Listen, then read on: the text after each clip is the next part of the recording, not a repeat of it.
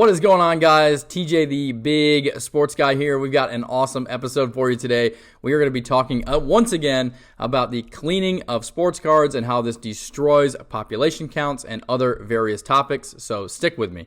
So apparently I have hurt some people's feelings in the hobby because I was blocked on Instagram by Kurt's Card Care. As you guys know, I talked about this briefly in another video of mine about how cleaning sports cards in this hobby is very controversial and can cause several different issues, including the main one that I want to talk about, which is altering population counts through different grading service websites like Beckett or PSA. So we're going to look at an example today of a card that was recently cleaned and then regraded by Kurt's Card Care. This post was on Instagram for everyone, so if you haven't seen it, maybe you can go there and check it out. It is a 1/1 Prism Black Finite of Trevor Lawrence. Was originally graded a PSA 6. If you find the slab, there was a picture of it included in the post, which I screenshot, so I will show that for you guys here. But if you look this certification number up in the PSA app, it will still show a Population 1 PSA 6, but it is no longer even graded by PSA. So let's go ahead and jump on into this topic. All right, so I'm going to throw the comment up here that everyone got all sensitive about so that you guys can read it for yourselves. But basically what I was doing is responding to the post about the Prism Black Finite Trevor Lawrence and the fact that these two people connected at the National and talked about potentially cracking it out of the slab, cleaning it, and then regrading it. So my comment here is just saying that I was going to say it's only a matter of time before PSA and the hobby get wise to this sort of thing, but obviously money is more important. People have gone on to show this again and again in the hobby. They do not care about the morality of the sports card hobby or the things that you should or should not do. They only care about how much money they can make and what their cards will resell for. Again, pretty stupid in my opinion for this card anyways, because it's a 1/1, so who cares whether it's a 6, a 7, an 8, if it's graded by PSA, Beckett, or if it's a raw card. It doesn't matter. It's the only one. It's a base Black Finite True Prism rookie, so it does not matter. Apparently some people do care though, so I'm also going to throw up some pictures here on the screen so you guys can see. There are some before pictures where you can clearly see on the right-hand side of the card by Trevor Lawrence's shoulder there is a nice smudge. There is also a small issue. I can't tell if it's a scratch or something toward the top of the card, kind of in between the Prism and the rookie card logo as well. And again, you can clearly see this is in a PSA holder. There is then an after photo which shows how clean the card is raw after it was cracked out of the slab and then cleaned.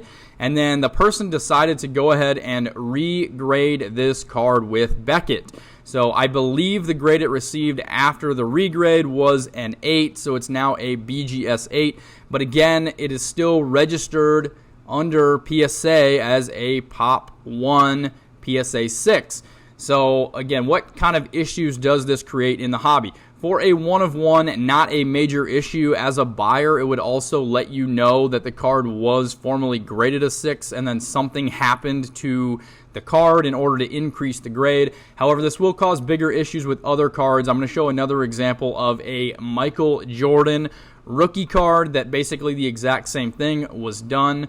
As many of you know, the 1986 Fleer Michael Jordan is one of the most iconic sports cards in all of sports cards. There's also a significant price difference between the low grades, a 2, 3, or 4, versus a 7, 8, 9, and obviously the PSA 10. So this same person, this same company, hooked up with a person that had a PSA 4 of the Michael Jordan rookie card. Once again, they cracked it out of the slab, they cleaned it, they modified the card, they altered it in some way, and then sent it back in, and the card came back as a PSA 7. Going from a PSA 4, let's say that's a $3,500 card, roughly, going to a PSA 7, it's probably going to be about a $7,000 to $8,000 card. So basically doubling the value of this card and again destroying the population count. If you are a prospective buyer for a PSA 4 Michael Jordan rookie and you go look at the pop count and it says that there's 150 of them, you know that's a lie.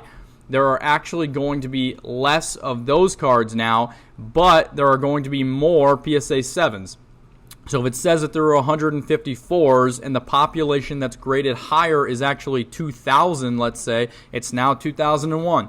And if someone else does this same thing and takes a 4 and turns it into a 5, it's 2002. Every time that this happens, the population that's graded higher than the current card you're trying to buy is going to be fictitiously altered, and it's going to be a higher number, meaning that there are more copies available in a higher grade than what you actually think there are. So when you're trying to put a value on a card that you're buying, you're at a disadvantage because you don't know the truth about what cards are available out there. So look, I've said it once and I will say it again. When you look back at some of the cards that are the most well known for carrying value in this hobby, the PMGs are a very good example.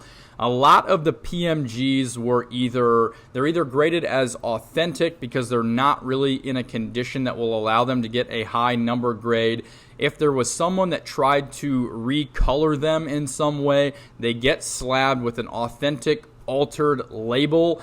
And all of these cards that are being refabricated or maintained or brought back to life in some way should get the same distinction. If you look across collectibles in general, I brought this up in a previous video, but with coins specifically, if you were to get a silver dollar and then clean it and then send it in to NCG or one of the grading companies, it is going to get a designation on the label so that you as a buyer know that that card has been cleaned or altered in some way. I think the same thing should be happening with sports cards, and it's not. And it clearly shows a major flaw in the sports card hobby. So look, I appreciate you guys checking out this video. Let me know what you think in the comments below. If you haven't done this already, please subscribe to the channel. We will be putting out a lot more content like this coming up this year.